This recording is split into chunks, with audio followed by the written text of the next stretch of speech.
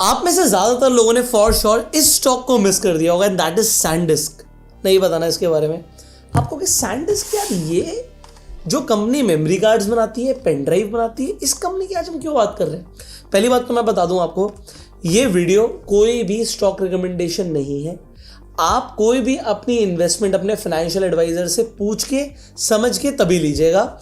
मैं सिर्फ वही डेटा आपको बताऊंगा जो इंटरनेट पे अवेलेबल है। अपनी तरफ से मैं आपको कोई राय नहीं देने वाला हूं। ऑल्दो ये स्टॉक एक मैसिव रैली कर चुका है, तो खरीदने की ये कोई सलाह नहीं है। ये सबसे पहला डिस्क्लेमर है इस वीडियो को शुरू करने से पहले। अब भाई, ये स्टॉक 1 साल पहले, ज्यादा दूर नहीं जा रहा मैं, सिर्फ 1 साल पहले $36.65 पर ट्रेड कर रहा था, 36.65। अभी ये स्टॉक 1 साल के अंदर पहुंच चुका है 1562 पे एक दिन में। अभी जो ये लास्ट ट्रेडिंग सेशन गया फ्राइडे का, उसमें 16% अप था, 16%। एक तरफ हम निफ्टी को देख रहे हैं कि 1 साल से कोई रिटर्न नहीं दी, -3% की रिटर्न है। अब हम बात कर रहे हैं यहां पर कि 16% एक दिन में रिटर्न। 1 साल में आपको 3600% की रिटर्न दिख रही है। ऑलमोस्ट, मतलब अगर हम फरवरी से कैलकुलेट करते हैं तो 4100% की रिटर्न। अब मैं आपको यहां पर बताने की कोशिश करता हूं, 1562.34 को अगर हम डिवाइड करते हैं 36.65 से, तो ये आती है 42 टाइम्स की रिटर्न। मतलब अगर किसी ने 1 लाख रुपए डाला था, 1 लाख रुपया, तो 42 लाख रुपए हो गया। ऐसा कैसे हो सकता है कि मान लो 1 करोड़ की किसी ने इन्वेस्टमेंट करी तो 42 करोड़ हो जाए, वो भी 1 साल में, 1 year. How it is possible. ये जो रिटर्न है 4162, मतलब 4000% की रिटर्न, ये कैसे अचीव हो सकती है, हाउ इट इज पॉसिबल। तो आज इस वीडियो में हम डिकोड करेंगे कि सैनडिस्क का शेयर इतनी तेज कैसे भागा। अब बहुत सारे लोगों ने सैनडिस्क का जो शेयर है भाई, उसमें इन्वेस्टमेंट नहीं करी होगी, क्योंकि पता ही नहीं था कि यूएस मार्केट के अंदर इन्वेस्टमेंट करनी कैसे है। सैनडिस्क का शेयर आप जाके आज भी ट्रेड कर सकते हैं IND मनी के प्लेटफॉर्म पर। मैं खरीदने की कोई सलाह नहीं दे रहा। आप सैनडिस्क छोड़िए, आप कोई भी यूएस स्टॉक की बात कीजिए। मैं यहां पर एप्पल की बात कर लेता हूं। आपको एप्पल में इन्वेस्टमेंट करनी है, सो आपको एप्पल का शेयर मिल जाएगा। Amazon में इन्वेस्टमेंट करनी है, इनफैक्ट ETF खरीदने हैं। मैं कहता हूं इंडिया नहीं, आपको क्या यार, वियतनाम की मार्केट बढ़ रही है, मुझे वियतनाम का ETF खरीदना है, तो आपको ये जितने भी इंटरनेशनल आपको स्टॉक से ETF दिख रहे हैं जो यूएस मार्केट में लिस्टेड है, वो आप IND मनी के प्लेटफॉर्म पर जाकर ट्रेड कर सकते हैं। IND मनी का लिंक मैं आपको डिस्क्रिप्शन और पिन कमेंट में दे रहा हूं। अब एक बार एनालिसिस करते हैं सबसे पहले सैनडिस्क की, कि भाई सैनडिस्क इतना तेज कैसे भागा। जैसे मैं आपको IND मनी पर ही दिखाता हूं, मैं सैनडिस्क पर जा रहा हूं, तो ये जो सेम रिटर्न मैं आपको दिखा रहा हूं कि एक दिन में आपको यहां पर 16% अप दिख रहा है, एक हफ्ते में यहां पर आपको ऑलमोस्ट 37% अप दिख रहा है, एक महीने में 116%, मतलब पैसा एक महीने में डबल हो गया। ये सब आप यहां पे कर सकते हो। इनफैक्ट आप SIP भी शुरू कर सकते हो। अगर आपको किसी स्टॉक के अंदर या इंटरनेशनल ETF के अंदर SIP शुरू करनी है, तो आप वो IND मनी के प्लेटफॉर्म से जाके कर सकते हैं। सो यहां पर सैनडिस्क की जो मैं बात कर रहा हूं, तो ये स्टॉक इतनी तेज कैसे भागा, इसकी आज हम पूरी एनालिसिस करेंगे। अब सबसे पहले तो ये जो भागा है भाई, ये इसलिए भागा है कि आपने पिछले 1 साल में ChatGPT को यूज किया क्या आपने जेमिनाई को यूज किया क्या आपने ग्रॉक को यूज किया क्या। अगर आप ये AI सॉफ्टवेयर्स को यूज कर रहे थे, तो आपने कहीं ना कहीं सैनडिस्क के शेयर को बढ़ाने में हेल्प करी है। इन AI कंपनीज को AI डेटा सेंटर्स चाहिए होते हैं, और इन डेटा सेंटर्स को स्टोरेज के लिए SSDs चाहिए। पहले हार्ड ड्राइव लगती थी, अब SSDs चाहिए। ये SSDs की डिमांड क्योंकि बढ़ गई है, सैनडिस्क का शेयर भाग गया है। And this is point number 1। अब हम चलते हैं पॉइंट नंबर 2 की तरफ, एंड दैट इज जो अभी डिमांड आ रही है और डिमांड को कितना सप्लाई भी मीट कर पा रही है। तो अगर हम डेटा देखते हैं, जो डिमांड बढ़ी है, जो ग्रोथ हुई है डिमांड की, वो 20 से 22% डिमांड बढ़ गई है ये स्टोरेज डिवाइसेस की, SSDs की। और जो सप्लाई है वो डिमांड के मुकाबले सिर्फ 15, 16, 17% की है। तो क्योंकि डिमांड ज़्यादा है और सप्लाई कम है, तो ये इकोनॉमिक्स का सिंपल सा प्रिंसिपल है, अगर डिमांड ज़्यादा होगी तो शेयर का प्राइस ऊपर जाएगा। कंपनी अपने मुताबिक प्राइसिंग रख सकती है, जो कि बहुत इंपॉर्टेंट चीज़ है, जो मैं आपको आगे बताऊंगा। तो यहाँ पर हो क्या रहा है, क्योंकि कंपनी अपने अकॉर्डिंग प्राइसिंग पावर आ जाती है। यहाँ पर कॉम्पिटिटर्स बहुत ज़्यादा बड़े नहीं हैं, और इतने बड़े लेवल पर कॉम्पिटिटर्स आपको क्या दिखेंगे सैंडिस्क के, आपको सैमसंग दिखेगा। तो जब मैं सैमसंग की बात करूँगा तो भैया साउथ कोरिया को तो उसका एडवांटेज मिला ही है ना। अगर मैं आपको साउथ कोरिया का कॉस्ट भी दिखाऊं तो वो एक साल में 187% बढ़ गया, थैंक्स टू सैमसंग, क्योंकि सैमसंग इस इंडेक्स के अंदर है। अब यहां पर आप सैंडिस्क को समझिए।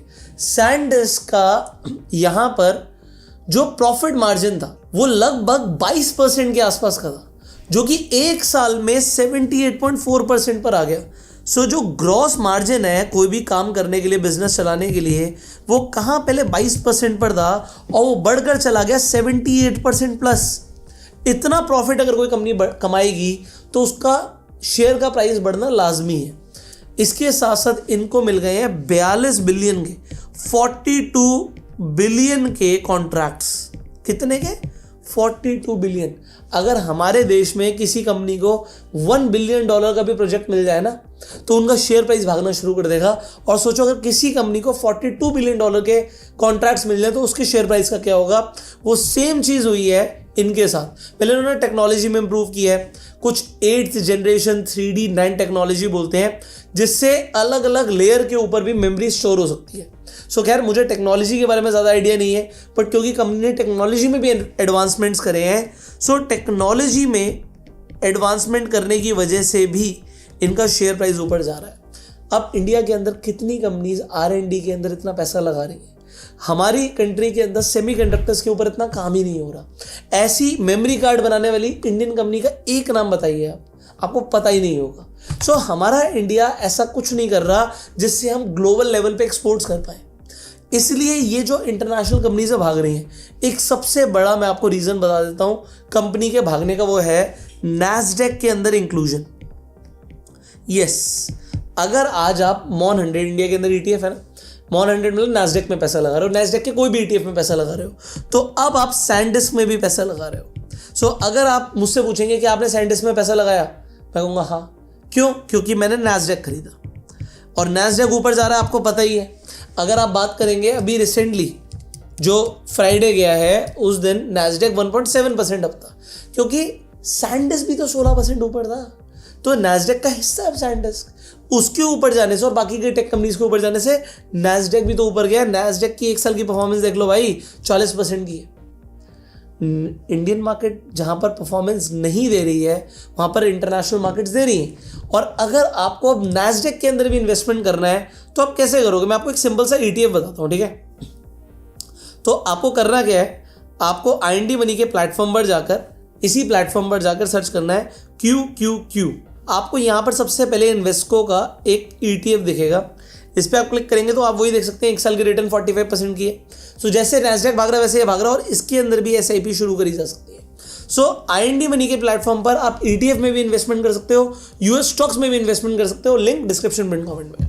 अब मैंने आपको ये भी बता दिया कि भैया नैस्डैक के अंदर ये आ गया, बट आया कब था ये मैं बता देता हूँ। अभी अप्रैल में ही 20 अप्रैल को सैंडिस्क नैस्डैक का पार्ट बन गया। एंड फाइनली मैं बता देता हूँ, जो एनालिस्ट को लग रहा था ये कंपनी अभी अपना जो अर्निंग डिक्लेयर करेगी, उसके अंदर जो अर्निंग पर शेयर है वो एनालिस्ट ने सोचा आने वाला है $14 पर शेयर का इनकी अर्निंग रहने वाली है। बट इनकी जो अर्निंग अभी आई वो आई $23.41 पर शेयर की। तो इतनी सॉलिड अर्निंग्स इनकी आई हैं, इसलिए ये शेयर इतना भागा। अब भाई कंपनी प्रॉफिट बनाएगी तो शेयर तो भागेगा ही। अब इस तरीके के शेयर्स आपको जो दिख रहे हैं इंटरनेशनल मार्केट्स में, जैसे मैंने बोला आप IND मनी के प्लेटफॉर्म पर जाकर ट्रेड कर सकते हो। बट येस, ये वीडियो कोई सजेशन नहीं है कि आपको सैंडिस्क का शेयर खरीदना है या नहीं खरीदना। ये आप अपनी सूझबूझ से और अपने किसी एक एडवाइज़र की सलाह से ही इन्वेस्टमेंट कीजिएगा। शेयर ऑलरेडी बहुत ज़्यादा बढ़ चुका है। मैं ये नहीं बोलूँगा कि करेक्ट हो सकता है, मैं ये भी नहीं बोलूँगा कि और ऊपर जा सकता है, ये आपका अपना डिसीजन है। बट अब आप मुझे कमेंट करके बताइए, आपको क्या लगता है, क्या निफ्टी 50 अगले 1 साल में बढ़ने वाली है, या आपको इंटरनेशनल मार्केट्स में डाइवर्सिफिकेशन करना चाहिए? तो इसमें मुझे आपकी ना पूरा एक फीडबैक के साथ कमेंट चाहिए। अब जो आदमी, जिस शख्स का सबसे अच्छा फीडबैक होगा, क्या इंडियन मार्केट 1 साल में ऊपर जा सकती है या फिर डाइवर्सिफिकेशन करना चाहिए इंटरनेशनल मार्केट्स के अंदर, उनको हमारी टीम कांटेक्ट करेगी, उनसे उनकी ईमेल आईडी मांगेगी, और जो मेरी बुक है कैंडलस्टिक पैटर्न्स के ऊपर, ये हम उस शख्स को डिलीवर कराएंगे। ईमेल आईडी पे कॉन्वर्सेशन हो जाएगी। तो आपको कमेंट जरूर करना है, आपको बताना है क्या इंडियन मार्केट आउट परफॉर्म कर सकती है नैस्डैक को अगले 1 साल में, या फिर डाइवर्सिफिकेशन इंटरनेशनल मार्केट में करना चाहिए। थोड़ा डिटेल्ड क्वेश्चन है, बट कमेंट में आंसर जरूर दीजिएगा। फाइनली इस वीडियो को शेयर कीजिए। अगर आपने अभी तक चैनल को सब्सक्राइब नहीं किया तो प्लीज़ सब्सक्राइब कर लीजिए, बेल आइकन पर क्लिक कर दीजिए, जिससे आप हमारी एक भी आने वाली वीडियो मिस ना करें। हमारे चैनल पे हम देख रहे हैं कि ज़्यादातर लोग जो वीडियोस को देख रहे हैं वो सब्सक्राइब नहीं कर रहे हैं, तो प्लीज़ सब्सक्राइब कर लीजिए। आपने ऑलरेडी इतना प्यार दे के हमारे चैनल को 15 मिलियन पर पहुंचा दिया, बट सोचिए अगर और लोगों ने भी सब्सक्राइब किया होता, जिन्होंने सब्सक्राइब नहीं किया, तो ये परिवार शायद और बड़ा होता। खैर, आप सब्सक्राइब करेंगे तो हमारी बात और लोगों तक भी पहुंचेगी और लोगों को इस तरीके की डिटेल्ड इन्फॉर्मेशन मिलेगी। सो सब्सक्राइब जरूर कीजिए, बेल आइकन पे क्लिक कीजिए। आपसे मिलेंगे अगली वीडियो में, तब तक के लिए you go self made and जय हिंद।